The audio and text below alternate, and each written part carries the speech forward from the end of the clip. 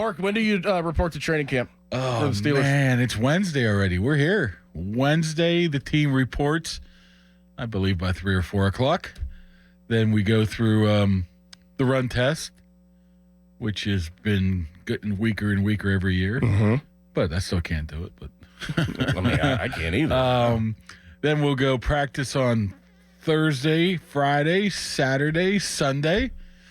Off on Monday, and you put the pads on next Tuesday. It's been that long until next Tuesday. You look, what is it, like August 1st or 2nd? You got about 7, 8 practices with pads on before you start playing preseason games? Before the games, yeah. I mean, how can you determine anything Nothing. with linemen, defensive linemen, any type of live activity? It's just so difficult. You wonder why some teams struggle early on. You practice from April until, the end of the season, and you basically get 7 to 10 pads in practice. Practices in pads. See, you know what? This brings up a great point. And Doug Whaley brought this up last week. He says he thinks that the NFL, he's heard that the NFL is going to switch the kind of timeline of the offseason and make OTAs right before training camp and just roll into the season. So that would make more sense. Yeah, players hate that, though. I was asking them. Really? One of them liked it. They wouldn't want a longer off season? They don't want to. They want to have that break of the 5-6 weeks in, rather than doing just straight, 6-7 straight months. I asked a bunch of people that. Really? One of them they're like, "Where's this coming from? None of us want this." Man, I would definitely want that because you think about it right now. You just fold this in. You have 8 practices. You have what? So you said Thursday, Friday, Saturday, Sunday. Before then, Monday. Off day. Then he goes I swear he goes Tuesday through next Sunday. He has 6 straight, I think, padded practice. 6 straight padded practice. 5 you have no pads. So you kind of roll that in, and then say that you have 6 or 7 before that, like a week before, right after 4th of July, and then you could have all the way off. So say you don't make the Super Bowl, you're off at mid-January until July. I would like that. Yeah, these guys, though, they'll be working out somewhere. I mean, this at least gives, in my opinion, the coaching staff, the support people, even a lot of the players, that time just to unwind, even if it's for 2 weeks to 3 weeks to get. I mean, they can't stop working out. Right. I mean, you'll lose a lot in 6 weeks if you go from working out every single day to, okay, let me show up to training camp with my TV and my toaster and let's go. You're going to have some issues there. So they're all going to be working out. But, I mean, just from the Steelers that I talked to, none of them wanted. They didn't like that? They didn't want that. Wow, that's very interesting. I don't know. I don't know if I'd like it either. I mean, back in the day, this was even before my time. I'm even talking to a guy like Craig Wolfley. They used to have to report a little bit after the 4th of July. Right. But they had nothing from the, probably the season ended in mid-December at that point to, July. They didn't have OTAs. No, they had another job. But they would go and they would get they would go run and work out. Yeah. And at the end, around 4th of July, and then they would head in putting pads on. That's kind of how it would be. Again. Yeah, I mean, it's tough. I mean, everything's been installed in OTAs and mini camp. But, I mean, football's still the physical game, man. You got to go out there. I mean, that's why when I look at people say, well, what are you worried about, the wide receiver, the cornerback? I don't worry about the offensive line. Right. Because you got potential. Well, you have very well likely 3 different guys in at least 3 different positions. 2 would be rookies. They'd be flipping Broderick Jones over. And you saw the last 2 years how long that takes to get those guys meshing together. It took half a season 2 years ago. It took half the season last year.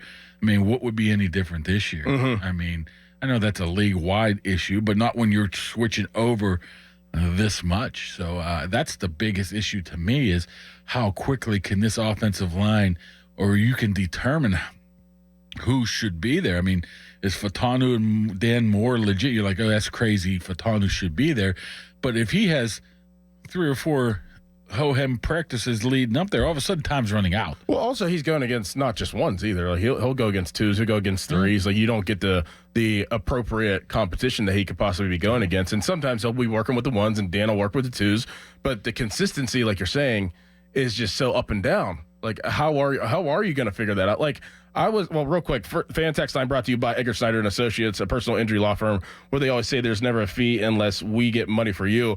I feel like the injuries in the NFL are such at a high level now because there are less practices. Like back in how many injuries? Like think about 2010, like even my rookie year, we had two-a-days.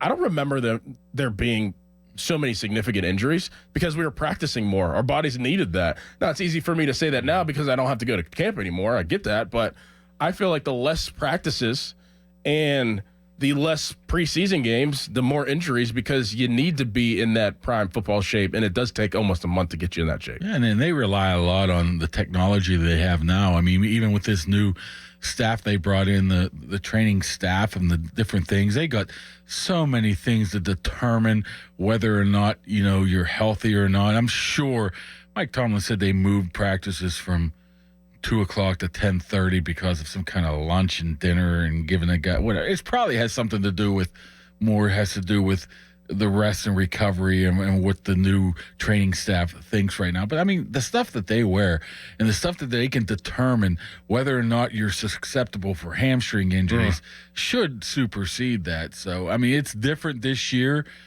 where they're doing a lot of different things and getting up with the times a little bit more. Maybe that prevents that, but you do have to get out there and just practice. I mean, two-a-days, man, I don't know. It was rough. It was rough. It was unbelievably rough. Now, I mean, in theory, they do two-a-days, but one's a walkthrough. Oh, so, that's nothing. Whatever. I mean, they're in slides. You get out there and you just you look at them and they look like they're miserable just standing out on the field, but it's nothing compared to what it was 10 years ago. The mindset that you have to have with two-a-days, and in Houston, I mean, the heat index was like 110. The mindset you had to have whenever you would practice at 10 a.m. and it'd be a 2.5-hour practice, and then you would go back out at like 4 or 5. But whenever you put your cleats on, they were still wet and squishy from the practice before, and having to just go and it's just a whole different mindset that I think the players nowadays, I guess they wouldn't like rolling right into training camp with an OTA 2-week period before. Yeah, and the tough thing about that is if you're having a lot of guys just trying to fight to make a roster, you better be on your A game every single play. You can't just be, for lack of better comparisons, TJ Watt and say, okay, we're taking today off because, I'm TJ Watt and I need a day off, and Tomlin says I'm 30 years old. No, you're fighting for a roster spot, so you're out there 10:30 in the morning, you're out there 3:30 in the morning, and you just pass out as soon as you go through meetings and all that stuff. So that was rough. It was rough for me, and I just had to watch. How do you think it's going to go when they go to 18 games? Do you like that or not? Well, they're going to go to 18 games. If they can cut out some of this preseason. But that's even worse for some of the guys trying to make teams. Yeah, you're right. I mean, they have to come to some sort of compromise or some kind of smart plan. I mean, do you think we'll see more integrated scrimmages?